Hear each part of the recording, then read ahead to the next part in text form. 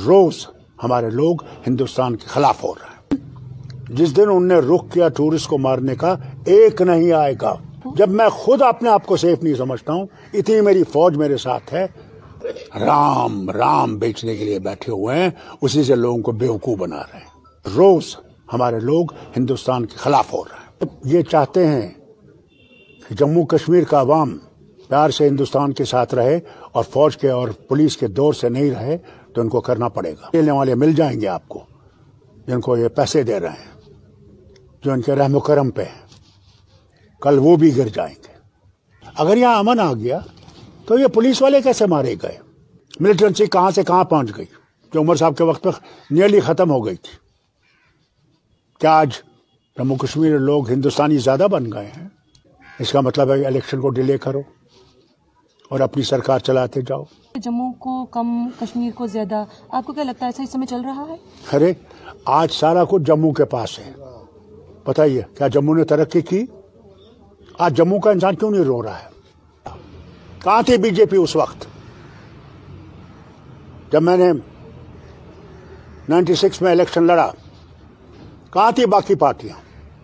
डर गए थे, घरों में बैठे हुए थे। वो क्या इनका झंडा उड़ता था? क्या इनके लोग जो आज भाग रहे थे? मेरी असेंबली में 40 लोग मर गए, उनको कोई याद नहीं करता। पार्लियामेंट पे अटैक हुआ, 10 लोग मर गए, वो हर साल याद करते। मैं अपने आप को यहाँ पर सुरक्षित महसूस नहीं करता हूँ, चाहे मेरे पीछे पुलिस वालों का तांता होता है। तो सोचिए, यहाँ पर आकर टूरिस्ट अपने आप को किस तरह से सुरक्षित महसूस करेगा जब यहाँ पर पुलिस वालों को ही अटैक का शिकार बनाया जा रहा है। फारूक अब्दुल्ला ने और क्या क्या बातें कही हैं, ये वीडियो जरा ध्यान से देखिएगा, क्योंकि हमने उनसे 1-to-1 बातचीत करने की कोशिश की है जम्मू कश्मीर के इस समय के प्रेजेंट सिनेरियो को लेकर। जरा ये वीडियो ध्यान से देखिए। फारूक अब्दुल्ला साहब इस समय मेरे साथ में मौजूद है, बातचीत कर लेते हैं। प्रेजेंट सिचुएशन किस तरह से देखते हैं? सर, पहले तो आपका बहुत बहुत स्वागत है। किस तरह से देख रहे हैं इस समय की present situation Jammu and Kashmir की? देखिए, जब से 5 अगस्त 2019 में से यहाँ की हालत अबतर है। हम जिस मुकाम पे थे उस वक्त, उससे हम बहुत गिर गए। In all the states of India आज हमारी पोजीशन ये है कि हम 22% गिर गए हैं। हमारी तालीम का सेक्टर जो है पूरा बर्बाद हो गया है। हमारा कोई भी सेक्टर आप देख लीजिए, उसमें कहीं भी कोई तरक्की नहीं हुई है। उसके बाद देखिए, ये महंगाई कहां पहुंच गई है। गरीब तो मिट ही गया, मगर अब मिडिल क्लास भी कहां रहा? उनके पास फिक्स पे है, और उस फिक्स पे में बताइए वो कैसे घर चला सकेगा? आप देखिए, पहले आपके डीजल और पेट्रोल की कीमतें देख लीजिए कहां पहुंच गई। उसके साथ जो भी माल यहां आता है उसमें कीमतें कितनी चढ़ गई हैं। आपके खाने का तेल का क्या हाल है, आपकी सब्जियों का क्या हाल है, आपके दालें जो बेचारा गरीब खाता था उसकी हालत क्या है। नौकर बाहर से लाए जा रहे हैं लगाने के लिए, तो हमारे बच्चे और बच्चियां कहाँ जाएंगी? पढ़ी लिखी हैं, बहुत बड़ी बड़ी तालीमें पाई हैं। हमारे डॉक्टर बेकार हैं, हमारे डेंटिस्ट बेकार हैं, हमारे एग्रीकल्चर ग्रेजुएट्स बेकार हैं। मुझे बताइए, कौन सी चीज में हमने तरक्की की है, ये बताइए। इस समय बीजेपी। अच्छा, फिर ये कहते हैं कि यहाँ पे अमन आ गया। अगर यहाँ अमन आ गया तो ये पुलिस वाले कैसे मारे गए?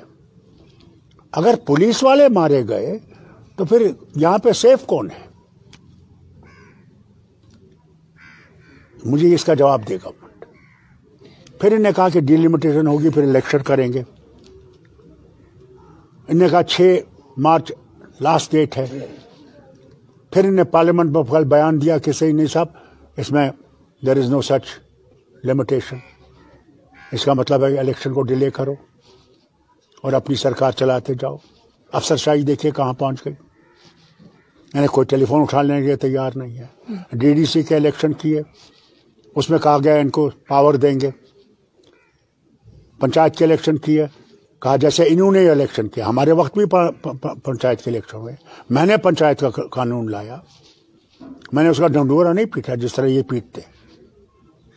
और क्या रहा उसका रिजल्ट कि आज डीडीसी मेंबर और पंचायत मेंबर लोगों के सामने नहीं जा सकता। वो पूछे तुमने हमारे लिए किया क्या, हमने तुम्हें वोट दिया। कहाँ है उनके वो पावर्स, कहाँ है उनके पास वो फाइनेंशियल पावर्स जिससे वो कोई काम कर सके। कुछ नहीं रहा। मिलिटेंसी कहाँ से कहाँ पहुंच गई, जो उमर साहब के वक्त पर नियरली खत्म हो गई थी।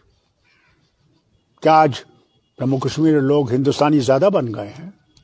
ये तो यही कहते थे ना कि 370 से यहाँ कोई चीज नहीं हुई है, 370 से ये रियासत पीछे रह गई, हम बड़ी इन्वेस्टमेंट ला रहे हैं। कहाँ है वो इन्वेस्टमेंट? जो 50,000 का वादा था नौकरियों का, वो किधर है? कौन सी चीज है जो मुझे ये बताएं कि हमने की? तो ये कहा जा रहा है टनल बना रहे हैं, सारे बाहर से ला रहे हैं, यानी ऑर्डिनरी वर्कर बाहर से ला रहे हैं। क्या हमारे गरीब नहीं है? उनके लिए ये हक नहीं है कि वो काम कर सके? रास्तों पे काम हो रहा, कौन कर रहा है? बाहर से। क्या हमारे इंजीनियर नहीं है यहाँ? ठीक है, बड़े बड़े इंजीनियर आप बाहर से लाए, मैं नहीं कहूँगा मत लाइए, जो एक्सपर्ट्स है वो बाहर से लाइए, मगर ऑर्डिनरी काम के लिए आप क्यों बाहर से ला रहे हैं? क्या हमारे इनको हक नहीं है? हाँ, बस सिर्फ ये राम राम बेचने के लिए बैठे हुए हैं, उसी से लोगों को बेवकूफ बना रहे हैं। सवालिया निशान ये भी बन रहा है क्योंकि आहिस्ता आहिस्ता अभी सभी बोल रहे हैं 370 वापस आ जाएगा, क्योंकि जिस तरह से फार्मर बिल रिपील किया गया है 370 भी आ जाएगा। क्या आपको लगता है ऐसा हो सकता है? क्योंकि ये बात, अगर आप ये चाहते हैं कि जम्मू कश्मीर का अवाम प्यार से हिंदुस्तान के साथ रहे और फौज के और पुलिस के दौर से नहीं रहे, तो इनको करना पड़ेगा। नहीं तो मैं इनसे कहना चाहता हूं, यहां रोज हमारे लोग हिंदुस्तान के खिलाफ हो रहे हैं। जाइए देखिए, जाइए कश्मीर में देखिए, और देखिए कौन आपको, हाँ, पैसे लेने वाले मिल जाएंगे आपको, जिनको ये पैसे दे रहे हैं, जो इनके रहमो करम पे हैं, कल वो भी गिर जाएंगे। डिलिमिटेशन की बात हुई, अगर बात की जाए इससे पहले की डिलिमिटेशन में सीट्स जम्मू को ज्यादा मिली थी, क्या आपको लगता है आने वाली जो डिलिमिटेशन होगी उसमें मैं इसमें कुछ नहीं कह सकता, क्योंकि डिलिमिटेशन कमीशन की हमारे साथ कोई मीटिंग नहीं हुई, अभी 20 तारीख को होने वाली है, हमें भी पता लगेगा कर के बारे में। नहीं तो यहाँ अफवाहें बहुत हैं, ये होगा वो होगा इधर होगा, हमें उसके बारे में कुछ पता नहीं। क्योंकि हमेशा ये रहता है ना कि जम्मू को कम कश्मीर को ज्यादा, आपको क्या लगता है ऐसा इस समय चल रहा है? अरे आज सारा कुछ जम्मू के पास है, पता ही है। क्या जम्मू ने तरक्की की? आज जम्मू का इंसान क्यों नहीं रो रहा है? ये जो इन्होंने दरबार मुंह किया, क्या बेड़ा गर्क नहीं किया जम्मू का? पूछिए, जाइए जाइए रघुनाथ बाजार में जाइए, कनक मंडी में जाइए, यहाँ गांधीनगर में जाइए जी, और देखिए कितना वो दुकानदार किस तरह पड़ा हुआ है। महाराजा क्या पागल था? क्यों दरबार मुंह होता था? इसलिए होता था कि जम्मू और कश्मीर के लोगों को मिलाया जाए, दूरी कम की जाए। सर्दियों में यहाँ आते थे, यहाँ लोगों से मिलते थे, यहाँ काम होते थे। गर्मियों में वहाँ काम होते हैं, तो यहाँ के लोग वहाँ जाते थे। एक मिलाप था, वो इन्हें एकदम बंद कर दिया। इस बैकग्राउंड को वापस किस तरीके से लाया जा सकता है? मैं समझता हूँ जब हुकूमत आएगी, लोग अच्छी तरह से वोट देंगे, तो इसमें तब्दीलियाँ लाई जाएंगी। जिस तरह से पिछले इंटरव्यू में आपने मुझे कहा था कि अगर बीजेपी जीतती है तो वो एडमिनिस्ट्रेशन या फिर एजेंसीज के बल पर जीतती है, पर बीजेपी का आगे से ये कहना था कि भैया एजेंसीज तो पहले भी जीते थे, वो लोग जीते थे। 96 की बात करें, मैंने कभी एजेंसी का इस्तेमाल नहीं किया, मुझे दिखाइए कब मैंने एजेंसी का इस्तेमाल किया। मैं अकेला निकला। कहाँ थी बीजेपी उस वक्त जब मैंने 96 में इलेक्शन लड़ा? कहाँ थी बाकी पार्टियां? डर गए थे, घरों में बैठे हुए थे। अकेला मैं चला था, जाने में मंजिल, लोग आते गए, कारवान चलता गया। कहाँ थे वो? क्या इनका झंडा उड़ता था? क्या इनके लोग जो आज भाग रहे थे, वो हमारी देन थी, नेशनल कॉन्फ्रेंस की देन थी, कुर्बानियां दी। 1500 मेरे लीडर, मेरे वर्कर मरे इस झंडे को थामे हुए, वो नहीं इनको दिखता। तब 2002 के बाद ये निकले, इनके झंडे निकले, इनका प्रोपेगेंडा निकला, वो भूल जाते हैं।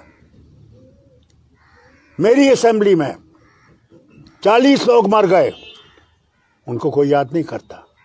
पार्लियामेंट पे अटैक हुआ, 10 लोग मर गए, वो हर साल याद करते हैं। वो क्या वो इंसान नहीं थे जो एक डेमोक्रेसी को जिंदा रखने के लिए मर गए? वो नहीं थे इंसान? सर, आखिरी सवाल, ज़्यादा समय नहीं लूंगी मैं आपका। आखिरी सवाल, क्योंकि अब ये बातें हो रही हैं कि जिस तरह से आपने भी पहले कहा कि हमारे 2 पुलिस वाले कल शहीद हुए, आहिस्ता आहिस्ता अब लोगों को टारगेट किया जा रहा है। क्या आपको लगता है ऐसी चीज़ें देखकर, क्योंकि जम्मू कश्मीर टूरिज्म पर बेस्ड है, हमारा इकोनॉमी टूरिज्म है, लगता है कि यहाँ पर टूरिस्ट आएंगे? और कैसे आएंगे? नहीं हो सकता कि टूरिस्ट अटैक हो? जब मैं खुद अपने आप को सेफ नहीं समझता हूँ, इतनी मेरी फौज मेरे साथ है, तो मुझे बताइए वो टूरिस्ट कैसे बचेगा? जिस दिन उनने रुख किया टूरिस्ट को मारने का, एक नहीं आएगा, एक नहीं। इसकी तरफ इनको ध्यान देना चाहिए। स्टेटहुड कि लोगों के दिलों को जीतने की कोशिश करें। खुद वजीर आजम ने कहा दिल्ली की दूरी और दिल की दूरी को मैंने दूर करना है। 24 जून को कहा। कितनी दिल की दूरी हुई है और कितनी दिल्ली की दूरी हुई है वो आप देख लीजिए। आपने जिस तरह आखिरी में बस आखिरी, थैंक यू। सवालिया निशान एक खड़े नहीं किए हैं आज इस एडमिनिस्ट्रेशन पर, इस सरकार पर कई सवालिया निशान खड़े कर दिए हैं। पिछली बार ये जरूर कहा था कि एजेंसीज की वजह से बीजेपी जीत सकती है, पर अपने ऊपर ये बात को सीधे तौर पर नकार दिया है कि उस समय चलाने वाला सिर्फ मैं था, इस एडमिनिस्ट्रेशन को भी बनाने वाला मैं था, इस सरकार को बनाने वाला मैं था। पार्लियामेंट इलेक्शन, जब पार्लियामेंट पर अटैक हुआ आप लगातार बात कर रहे हैं, पर जब जम्मू की असेंबली पर अटैक हुआ आपने कभी बातचीत करने की कोशिश नहीं की। जम्मू कश्मीर की दूरी बड़ी है, कम नहीं हुई है। डेवलपमेंट की बात करें तो डेवलपमेंट भी कहीं दूर दूर तक नजर नहीं आ रही है। ऐसे कई सवालिया निशान खड़े करने की कोशिश की और यह भी कह दिया कि सिर्फ और सिर्फ राम राम का नाम जपना या राम नाम का बार बार बात करना या उनको बेचना काफी नहीं होगा। इस बार डेवलपमेंट दिखानी होगी जो कश्मीर के लोगों को और स्पेशली जम्मू के लोगों को नजर नहीं आ रही है। जम्मू के पास इस समय यह भी कहा गया कि जम्मू के पास सब कुछ है, पर जम्मू कितना डेवलप हुआ जरा आप ये सोचिए। इवन अब ये भी बात क्लियर करते हुए फारूक अब्दुल्ला नजर आए हैं कि कश्मीरी अब अपने आप से कहीं दिल्ली से दूरी ना बना लें। जो आपने कहा था कि दिल्ली और कश्मीर की दूरी पास आएगी, अब वो आहिस्ता आहिस्ता दूर जा रही है और हिंदुस्तानी अपने आप को कहते हुए भी नहीं नजर आ रहे हैं कश्मीरी के कुछ युवा। क्या कहना है, क्या लगता है आपको? कमेंट बॉक्स में कमेंट करना ना भूलिएगा। बने रहिए जम्मू परिवर्तन के साथ। मुझे रोहित जी को दीजिए इजाजत।